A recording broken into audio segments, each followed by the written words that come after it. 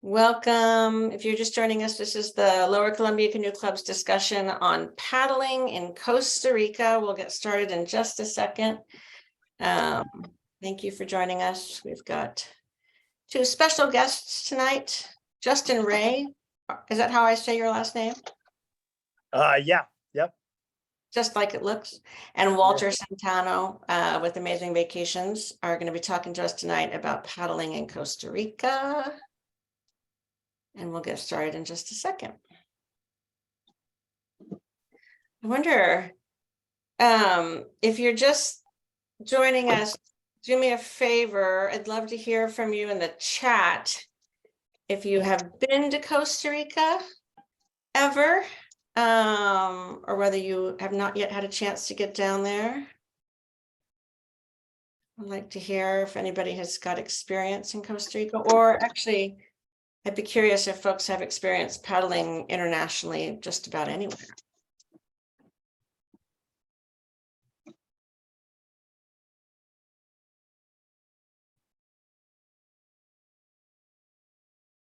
Welcome. If you're just joining us, we'll get started in just a second.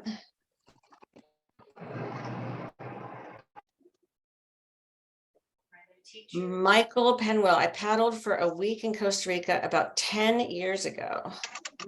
Cool. Did you? Hi, Michael. Only in Iceland. Sue, you paddled on a glacier lake. You have to come on camera and tell me about that. I want to hear about it.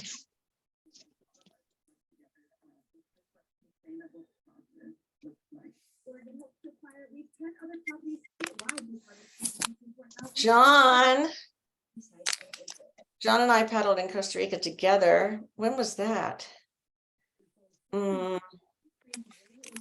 Gosh, that was like 3 years ago, I think. It was pre-COVID, right? It was right before COVID, I think. Yeah, it was December 2019. Did you go back with our friends from Amazing Vacations?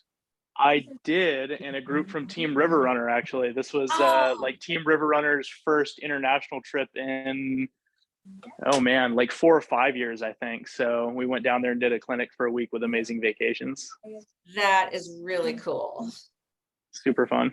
Yeah, I don't think I knew you were a Team River Runner person, but it makes total sense. I am. Bob Schneider spent 5.5 weeks in Costa Rica a couple months ago, paddled 8 days kayaking rivers. I am jealous. It's a presentation on paddling in Costa Rica. So I'm just listening, watching, sort of. Hi, Hillary. I'm going to put you on mute. There you go. Unless that was Emily. I never can tell. In July, it was gorgeous. I'll post photos. Thank you, Sue. Oh my goodness. I always love it when this happens. My brother joins the Zoom calls sometimes. Here's Bob Kane coming in. And I know that he paddled in Costa Rica because I brought him down with me twice now, I think. Right? You talking about? Hi, Bobby. I'm talking about you. Hola, Deborah. Hola. You're funny. All right. I'm going to keep my eye on the waiting room. We have people still joining, but I also want to be respectful of time for those of you that, joined us right on the hour. So again, welcome. This is the Lower Columbia Canoe Club's discussion on paddling in Costa Rica. I'm Deborah Kane. I'm the president of the Lower Columbia Canoe Club. I see a lot of familiar faces, so I know a lot of you are members, but we also publicize these talks far and wide. And so for those of you that are not familiar with the Lower Columbia Canoe Club, we're a recreational paddling club in Portland, Oregon. And we paddle all sorts of things. We paddle hard shell kayaks and inflatable kayaks and canoes and SUPs by and large, running rivers in the Pacific Northwest.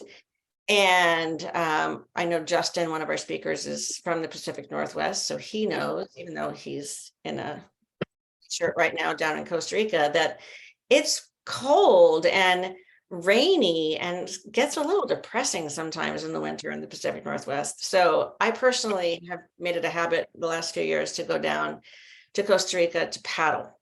And increasingly, I've been noticing, just on Facebook and in conversations with friends, a lot of interest in paddling internationally, particularly in the winter months, if you're in some of the, northern states in the United States.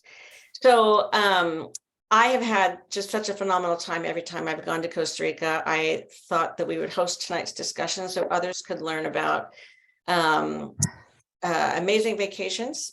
So we've got from Amazing Vacations, Walter, you're a co-owner, co-founder, man guide. Yes. So Walter Centano is with us from Amazing Vacations, and then Justin Ray is with us from, I was just going to say the Rios Lodge, but that's not right. You've renamed it. Yeah, correct. So it's renamed Rios Lodge. We've partnered with, the Rios Tropicales family, essentially. So. And we're going to hear more about your efforts to restore and bring back to greatness, a lodge that I've yet to visit, but I know after you tell me about it, I'm going to want to come visit on the Pacuare River. And we'll have lots of time for folks' questions. So the agenda for tonight it's pretty free form. We're not going to do slides or a presentation or anything like that. Walter's going to tell us a little bit about the major rivers and watersheds in Costa Rica, and a little bit of what you might be able to expect if you were considering a trip to Costa Rica. And then Walter will also talk just, a smidge about, paddling culture, sort of the history of paddling in Costa Rica, when, they started, running trips that included, folks from other countries, et cetera, et cetera. And then Justin's going to talk to us about conservation efforts that he's involved in, and also add some thoughts on things that folks might want to be aware of or keep in mind if you're traveling internationally or paddling internationally for the first time. So that's our agenda. And you are more than welcome to hop into the chat and make sure that we get your questions answered. I'll keep an eye on the chat and alert Walter or Justin to things that people want to talk about. And then we'll also have time at the end for, anything that we didn't cover. So with that, I want to have Walter introduce himself and get us started. Hola. Thank you, Deb, for this, chance to talk and let people know about, what we have here. I started kayaking, a little bit about me. I started kayaking when I was about 13, 14 years old, when I was at the high school. So a good friend of mine, which was younger, was very fun. He helped me to do it. And from there, fall in love, I'm glad I was allowed to finish the high school, because at some point my family, they were worried that I was going kayaking. So my father, he was very, very, like, oh, Walter, I don't like that. Come on, Dad. I promise if I finish the high school, I can do it. And then he's like, okay, go ahead. But I want to see that. So I started, sharing time kayaking in high school. I'm glad I finished it. So my daddy happy. That's good. But this really opens my mind. I started traveling all around Costa Rica, meeting people from all around. So that really opens my head. And then coming from a farmer's family, sugarcane, coffee, and now hearing people from all around, I was like, boom, my head just opened all these ideas and crazy things. So travel a little bit about all about Costa Rica, and then always kayaking, always rafting, and then living at the beach at some point, living at the cloud forest, living at the rainforest, all around. So I really have a good time traveling. Later I jumped into the sport, so that really changed more my life, kayaking, canoe slalom, and then rafting. So I met a lot of people. So that was awesome. And later, here I want to come to talk a little bit about the history, because I was allowed to meet all these old guides, work with them, and then I started listening all these histories and how everything started. So later, and before COVID, actually, we started doing the like interviewing guides, interviewing all these more experienced guys about how everything started. So Michael came to Costa Rica in 1976. He's originally from California, but he started moving in Salvador and then, all the way to Costa Rica. And he saw that and he was like, oh, this is nice. So he kept coming. In 78, he create Costa Rica Expeditions. It was the first company. And then from there, he was the one, bringing guides from California because that was, that was the ones that they had and they knew. About the 80s, it was when some local kids, young people, they were like, oh, what are you doing? What is that? Come on, let's do it. So that's the Costa Rican guys generation about in the 80s. And then from there, 83, 84, 85, Rafael Gallo. He came too, and then with different ideas, more ideas, more guides. And then from 85, I would say when they found Rios Tropicales, and then later Ticos River came, and then all these companies, new companies, local companies now started developing everything. So Turrialba at 90s, at the beginning of the 90s, it was the big boom, all Central America, even countries, well, even people from Argentina, a lot of people from Argentina, from New Zealand, from the United States, guides, they started moving to Costa Rica to work and guide in Turrialba, which was the base, the big base. And international context came, whitewater camel. That was an important, very important competition. The camel, it was before the rafting federations were. So that was the beginning, this company, Camel, which were cigarettes, they were allowed to sponsor a competition. So they have this class 5 whitewater challenge. And they came to Costa Rica, they did it in 91 and later in 98, if I'm not wrong. They run the class 5 section, Peralta and Reventazon River. That was a big boom. And then all these in the 90s, it was the big boom that showed Turrialba to all the world. Also, it was sad that the Costa Rican Power Company, they built a dam in this river, in Turrialba, Reventazon River. And from there, it was when it was pretty much gone because it was very close to town. So many companies, they decide to move to different areas. So they moved to Sarapiquí area, Quepos, even Tenorio, which are some of the rivers that we have. And right now in Costa Rica, you can do whitewater rafting, kayaking. Sarapiquí has a nice river, very, very nice river that you can paddle from flat water all the way to class 4 at the very top, 4+, it depends. There is some waterfalls right there, Pozo Azul waterfall, which is very nice and gentle if you are good, if you know how to do it. You can go to Quepos. There is a lot of companies right now in Quepos. You can paddle in Quepos, Naranjo River, Savegre River. So in different sections of them. We also paddle in Dominical, we paddle Wawa River. That's another one that we paddle. And besides these ones, which are commercial, we have more options. Like I remember last rainy season in November, it was very rainy. So we were there with a group of friends, Eugene Buchanan, I remember. Eugene was there with his friends and everything was floating, everything. So we were like, oh, the major rivers that we're doing, they're crazy, too big. So what are we gonna do? Okay, let's just paddle some of the smaller rivers that right now are running. So that morning we woke up, we went to scout it. A couple hours later, we come to do breakfast and we're like, okay, we have an option, let's go.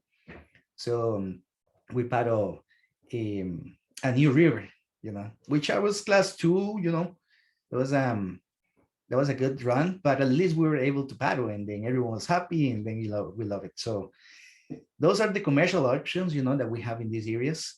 And besides that, we have more rivers more creeks, more adventures, class 5+, that it depends of the skill level of the people we can go. Yeah.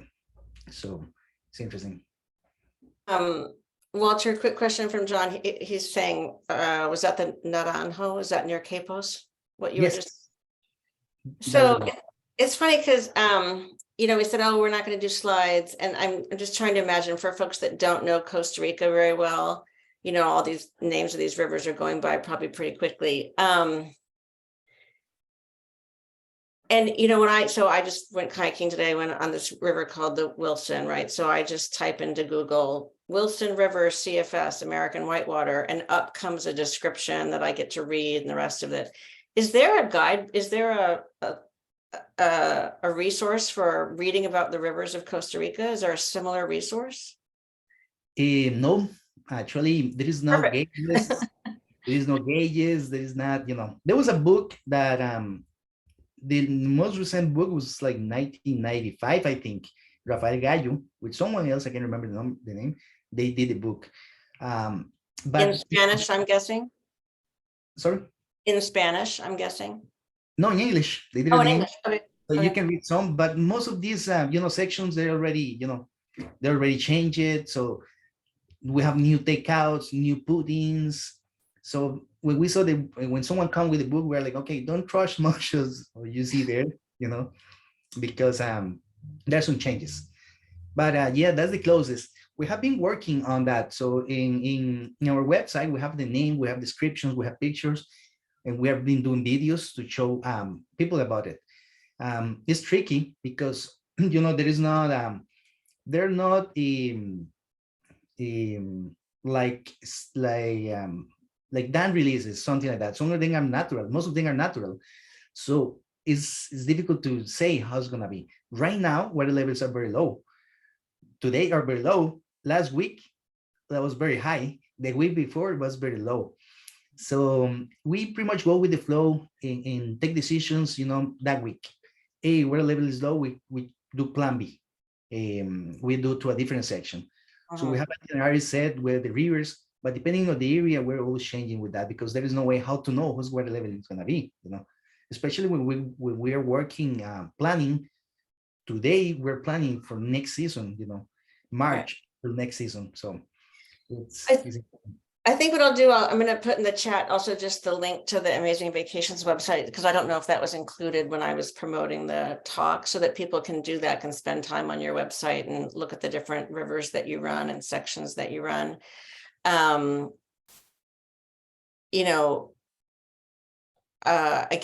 I've been on your trips 3 times now, and I'm just so happy to sit on the bus and be taken somewhere, and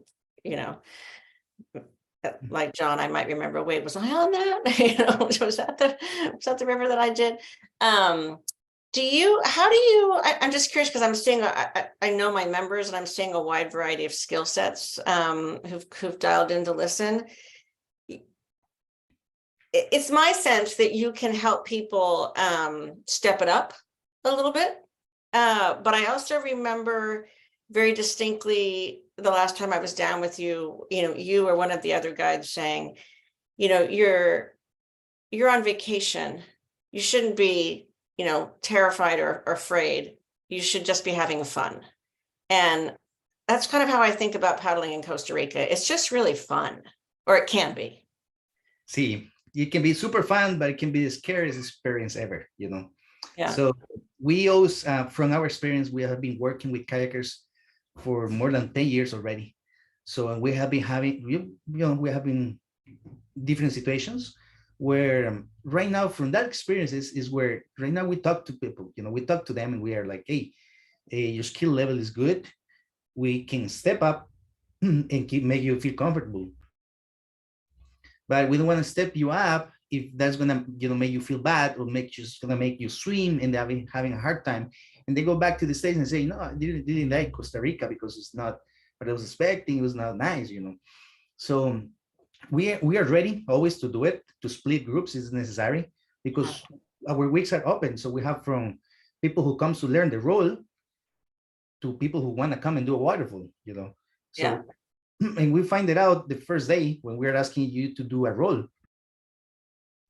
it's hey, can you show us your role and see, show us who you are, how you do it, and then it's tricky sometimes, because we have to even split the group in three. But it's we're ready for that, and we want always you to have a good experience. That's the key.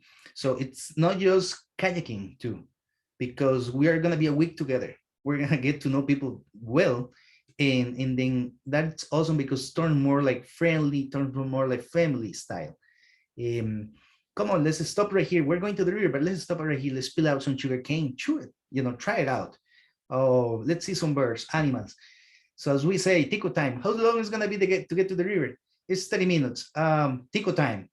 I ended up like an hour together because of animals, because we stopped to say hi to someone, there is a lot of things happening.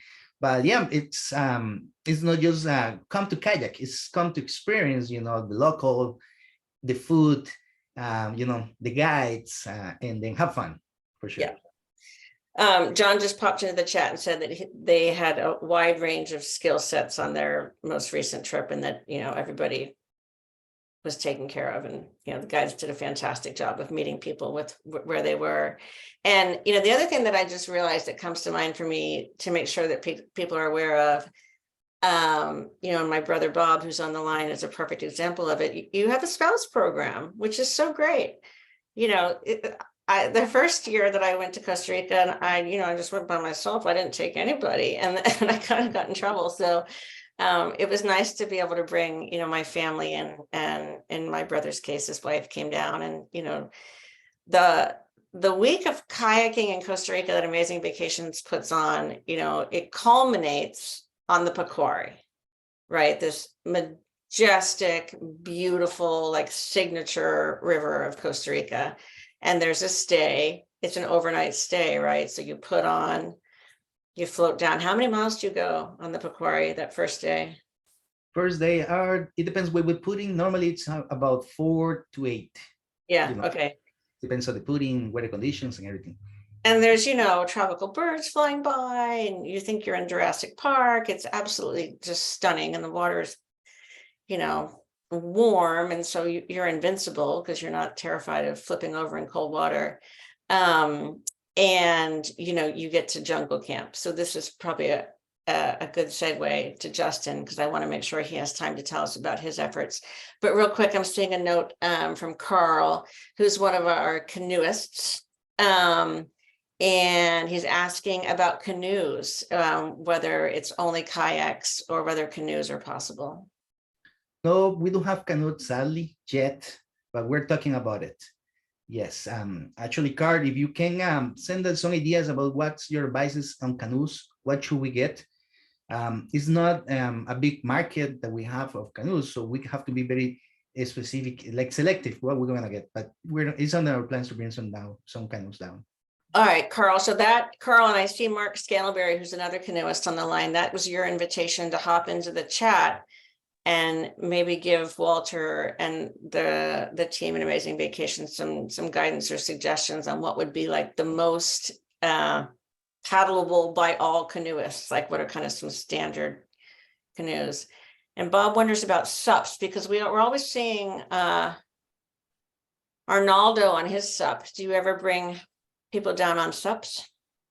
Yes, we have halas, we got badfish, so we got good set of boards. If you want to do it, we're ready for that too. We have been training hard. We host David Sartoni, which is a good friend of us now. He turned into our family. It's in California area, so we host his groups, and yeah, we've been learning. It's super fun. Yeah, and then you hit a good point, Deborah. So we're ready for all this. You come to your family, you come with your kids. We're ready for that.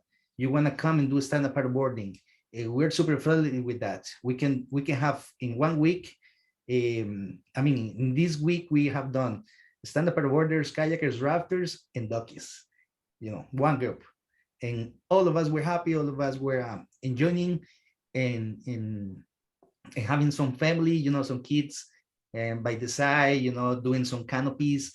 surfing when we do Pacific area. They can surf while we go to the river or hiking. So Yeah. we're ready. Yeah. I'm seeing one more question come in the chat, and it's a good one from Chris Thomas, wondering if you know, he and his crew were to come down to Turrialba and they wanted to paddle privately, could they rent boats from you, and could you help them arrange shuttle and that kind of thing?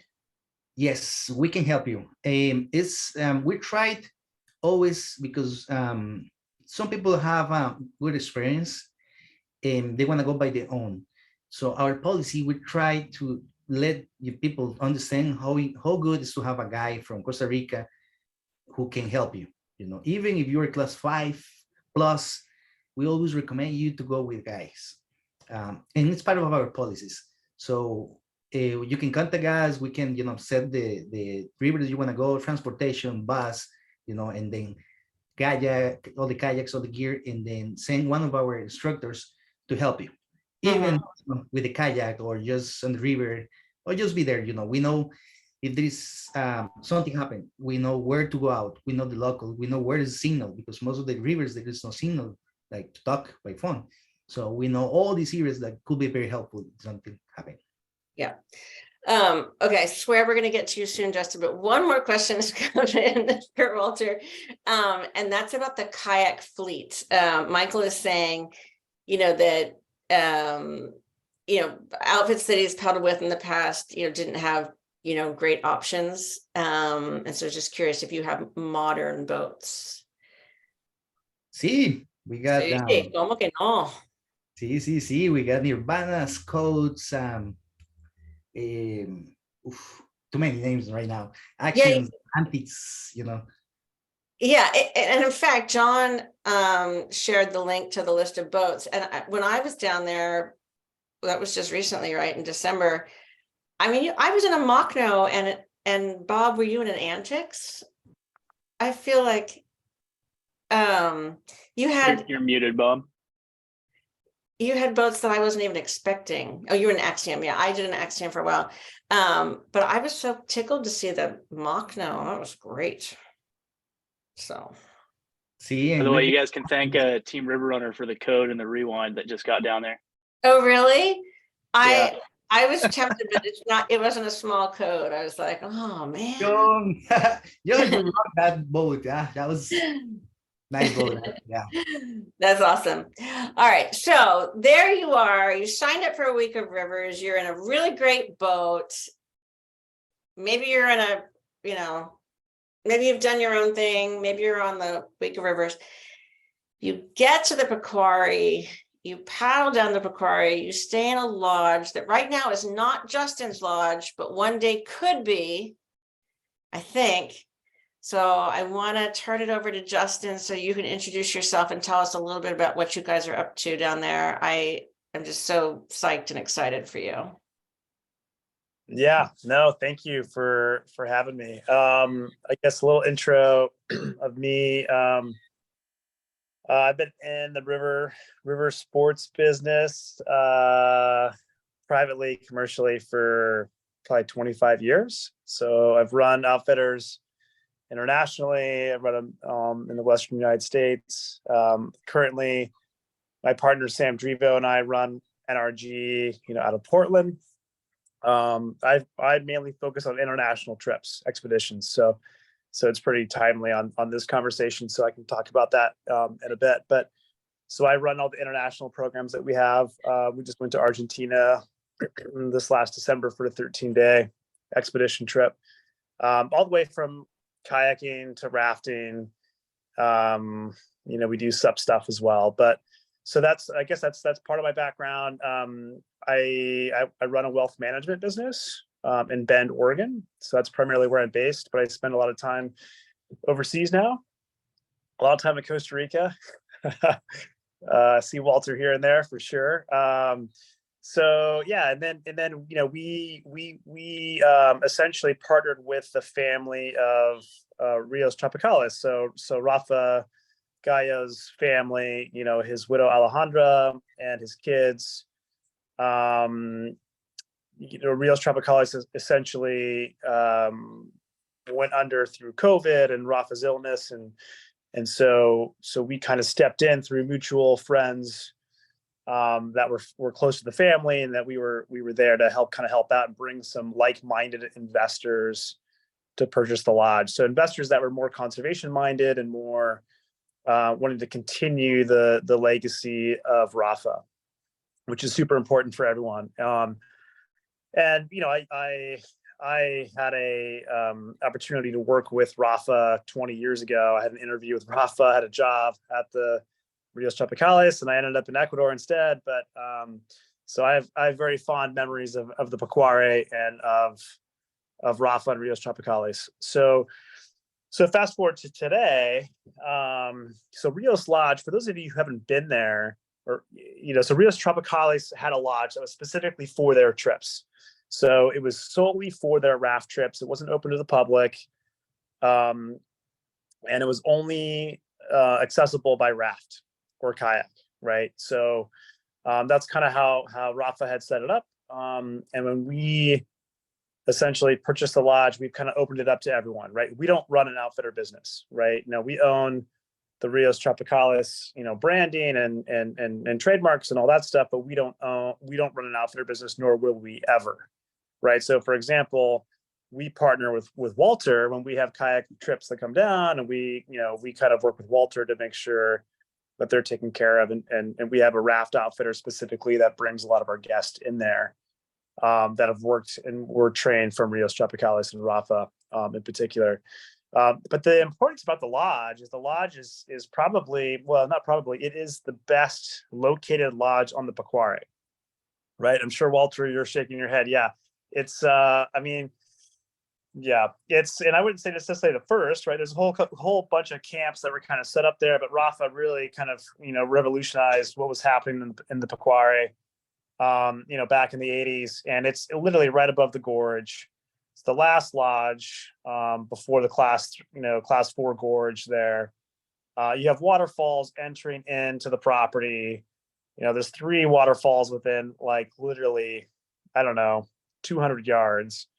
And the lodge sleeps about, call it 120, right? Anywhere from bunk rooms to private deluxe rooms overlooking the Pacuare River or the creek, right? So we've come in and we're kind of renovating the entire lodge. Have a really, really amazing restaurant now there, full bar. It's all off grid, hydroelectric power for everything. And it's a pretty amazing location. So it's, as far as culmination of the week of rivers for that Walter offers for Costa Rica, I mean, the Pacuare is there's beautiful rivers in Costa Rica all over, but the Pacuare is kind of like the classic 2-day that you want to do. I mean, you have to do the Pacuare when you go to Costa Rica, and it's, you'll be blown away by the scenery, by the whitewater. It's an amazing river. You could have blue water, you could have muddy water based on the flows. It's a free flowing river, which is amazing in itself. As all of you are river enthusiasts, you understand the importance of that. It has its own character. The rapids change, and you're in primary rainforest through part of it, even though you end at a highway. It's a really crazy Costa Rican experience. So I guess that's us in a nutshell. I mean, there's a lot of paddlers that have come together to kind of continue this vision at the lodge. So a lot of the investors that kind of came in with this were all either worked with Rafa in the past, they've been to the lodge, they got engaged at the lodge, they have these really emotional experiences down at the Pacuare, and they're a part of the vision. And I guess to segue into the conservation piece, Rafa, what he did down there is, and his family, is that they purchased 2,000 acres of land around the Pacuare to reforest, right? So they've been working on that for 3 decades, right? And so part of us getting involved is to continue that work, and there's a whole bunch of conservation stuff that we're continuing to do, and again, we can dive more into that, Deborah, as well. The other thing, I put a link in the chat for folks to make sure you check it out. And then Michael said that he stayed at the lodge about 18 years ago. So one of Nice. our participants tonight. That's really cool. I'm curious because now I learned more about you just in your intro. Sounds like, you know, you've been around, you've been paddling in lots of different locations. You know, one of the things that we did want to talk about tonight was just that, like, you know, tips and tricks and things to keep in mind when traveling internationally to paddle. Any thoughts from either one of you on that? Yeah, I mean, maybe I'll step in first, Walter, is Walter kind of alluded to this in the beginning or when this was kind of talked about, but you know, I highly encourage a local contact. Like, it's so important, right? So, and it's not for the river skills, right? So when we run expeditions and we run trips in whether it be in Mexico or Peru or Argentina or Bolivia, you know, all these areas that you know, we can know about the rivers, right? People have run rivers before, but what we can't find out or what we don't have the intimate knowledge about is the locals. It's the access points, it's the emergency, it's the indigenous people in the areas of how do you deal with the politics, like, you know. And again, these are more multi-day trips, but you have the same kind of sensitivities for day trips, right? Like, how do you get there? Who's the right driver to use? Like, are you gonna end up paying $200 for that shuttle when you can pay 20 if you get the right guy, right? You know, like, Walter's gonna know that, right? And even though if you might have to pay a guide of Walter's to kind of like be with you, that value is so worth it. And we've found that time and time again where, you know, we would tap into the locals, and we usually have a contact that either runs an outfitting business or is somehow affiliated with, you know, those areas. And so they know those people, right? They know you know, where they can get gear if there is gear in the country, right? They know who the right people are to help you with logistics. And that is a huge value. So that would be the first thing that I would say. And even in Costa Rica, where there's a ton of paddlers, like, you know, people come down to Costa Rica all the time and paddle, but I can guarantee that a lot of those people who are doing private paddling are not hitting the right places because they don't know, right? And it takes a while to figure it out. And so I mean, there's amazing runs on the Savigre River, the Naranjo, the Peibai. Like, there are so many amazing, beautiful zones that you would never know if you were a private boater in Costa Rica, right? So tapping into the guides is huge. That's the first one I would say. Perfect. Anything to add, Walter, that comes to mind for you? Things to consider or think about when? Well, I'd like to mention also about the water. You know, water is drinkable in pretty much everywhere. And also it's Costa Rica in general is pretty safe, you know. In most of the places where we are normally are good to walk, when we're in Dominical area, you know, Pacific rivers, you can walk around, you know, to the beach, and makes you feel safe too. So that's a very important point. When is Yeah. you know, what do you consider rainy season? Like, Ooh. or another way to put it would be like, you know, when are you more or less running trips? When's the best time for people to be thinking about coming down? Interesting question. So, well, first of all, you know, in Costa Rica, we say that we have two seasons. We have rainy season and rainier season. Because it's green, you know, it's pretty much a country. It's green and rains afternoons, even when it's dry, you know, it rains too. A good example, last week was a nice weather level, you know, when it's supposed to be dry. And it was raining and the weather level came up. So to give you an idea, from September to December is when we move to the Pacific area. So we move all our logistics to the Pacific because there is nice options of rivers, and we want to give different options too. So we move there because there is water. So we paddle those Pacific rivers and come to Pacuare. After December, we move to Turrialba area and Sarapiquí because it gets drier. Still, this year it was very low. So it was very low. So we have to do plan B, plan C, you know, figure out things. But from you know, December to April, which is the driest month, we move to this area. Okay. Mm-hmm. John wrote in the chat, you know, just for folks that are thinking about going down, bring extra gear with you if you go. It's expensive and logistically challenging for locals, I guess, to get gear down there. And then that makes me want to ask questions about exactly that. Like, yeah, there is no kayak store in downtown San Jose. There is, I think, if Or I'm not is wrong, there? there's one, I There think. is.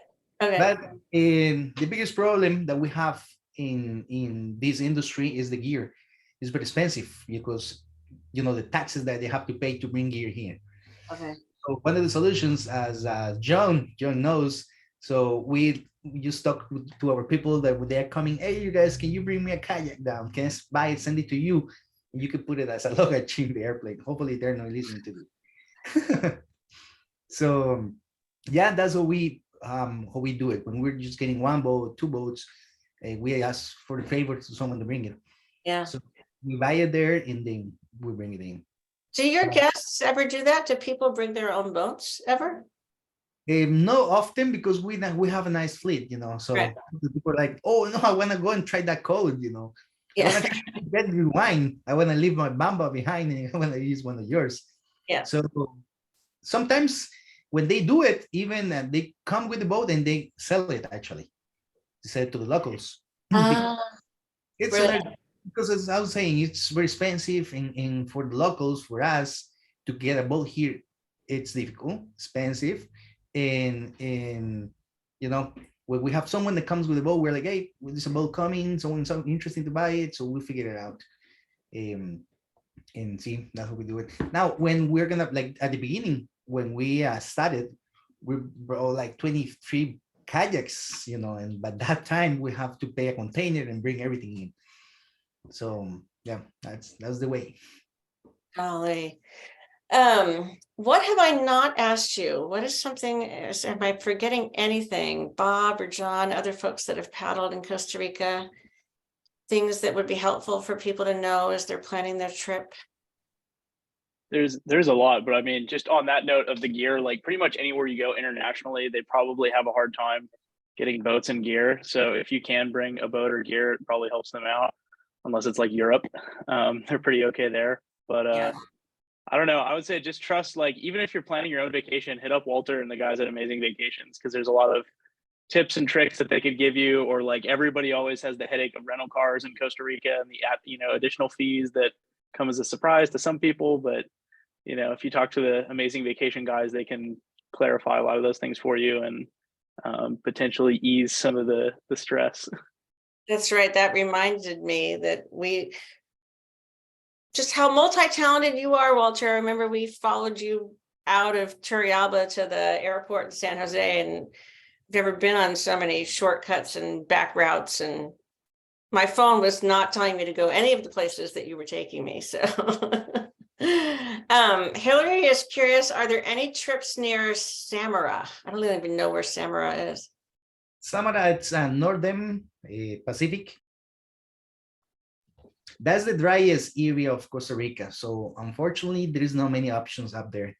We normally, what we do, it's we give you the week and then offer you an extension to go to the beach or rainforest or hot springs area, That's what we normally do, because up there we have the Norio River, which is class 3+, but when it's lower, the same thing, they cannot run it. Okay. That's the one on the Pacific side. Now, there is an option, Cucaracho River, which is at the other side, like looking at Nicaragua, at the other side of the mountain range. In Cucaracho, it's a nice run, but it's more difficult to get there. Okay. Michael is asking, does anyone ever run Chiripo? Chiripo, actually, the team is going next week, if I'm not wrong. Oh, really? We have Chiripo Pacifico and Chiripo Atlántico. So the Atlantic one, it's runnable from, from now, from January to April, when it's low water, because you don't want to get there when it's high water. Commercially talking, we don't offer it because it's very remote. It's an overnight at least, to take it easy and then do it. We have run it, yes, but very special, situations, special guides, special, it's a very special place. Okay. And then we have Chiripo Pacifico, which is one of the options that we have depending on the water levels. Mhm. A question from Bob Schneider. He's saying, I think last time he brought helmet and life jacket and he wished he had brought his spray skirt. Does Amazing Vacations expect people to bring their own gear except for the boat? Nope, we're ready. We got spray skares, life jackets, different options from Astrals, Cocatas, NRS, spray skirts with different sizes, and you know, we're ready. Yeah. I mean, I'll say when we did the trip, when I did the trip this last December, there were actually quite a few of us from the Lower Columbia Canoe Club. Folks will know Will Gare, a fellow board member, was on the trip. And Will is ordinarily a canoeist, but he was in a kayak the whole time. And you fully outfitted him and everything he needed. And, you know, he's been boating for 20 years. He has his preferences for, you know, what he likes and what he doesn't like. And I remember him saying, oh, he was, you know, surprised that all the stuff was so nice. So yeah, See, you can we're- travel light. Yeah. Justin, I want to know, so is it, I mean, it's pretty much the case that the only way to get to the lodge is to get there by raft or kayak or by the water? Yeah, that's the primary way. You can't hike in. You Okay. can hike, cannot drive into the lodge. So yeah, the only way in is through river or hiking. Okay, because so tell to both of you, tell me if this is possible, because my next dream trip to Costa Rica, I would like run the Pacuare I would just stay on the Pacuare. Like I would like paddle down to your lodge and then I would want to get upriver to come down to your lodge again, to go upriver, to come down to your lodge again. You know, like how do you do day runs where you just keep getting back to the lodge? Is that possible? It is possible, yes. And actually, Justin, you didn't know this yet, but we're gonna plan to stay one more night. This is one of the trips that we're gonna offer with to Rios Lodge. It's to stay one more day there. And that day, if you wanna paddle, we'll paddle with you and then come back into the lodge. It's one of the options to do. Now, the lodge by itself right now has a chef, right? You're saying you have a chef, so you just can go relax, kayak. You can kayak down. We can do the logistics again, come back in. It's an option for sure. Yeah, I would love that, Walter, because every time I do that run, you know, it's over too fast and Uh-huh. you know, maybe I made a mistake that I want to try a different line, you know. So that would be a great option. Yeah. The other thing you can do too, and Walter, we haven't talked specifically about this, but you can, it's easier to run the upper part, you know, if you wanted to cycle that, right? Because the driving from, call it the halfway point, which is really the eco tram, which is, you know, just upriver of the lodge. That's where you would cross. You can drive down to the eco tram, which is essentially a crossing of the river. That's about a 20-minute walk upstream of the lodge, 25-minute walk. So theoretically, you could actually, you know, get there, even stash boats. You'd be at the place to stash boats and go into the lodge, and then essentially you'd go back out and go back to the put-in, and that's a little bit faster driving. Now that's the class 2-3 stretch, not the Pacuare Gorge, right? So Walter's talking about doing the gorge, and again, you can do that too. It's just a little bit longer driving from Securities, you know, at the end there back to, you know, to the lodge. So it just kind of depends on what you're looking for and what kind of experience. But yeah, I mean, everything's doable. It's just a matter of how much driving do you want to do and what do you want to spend your time. But, you know, having more time at the lodge is definitely something that pretty much everyone wants. They never have time there. Yeah, that's how I feel. I'm always like, oh no, we have to leave. So, Yeah.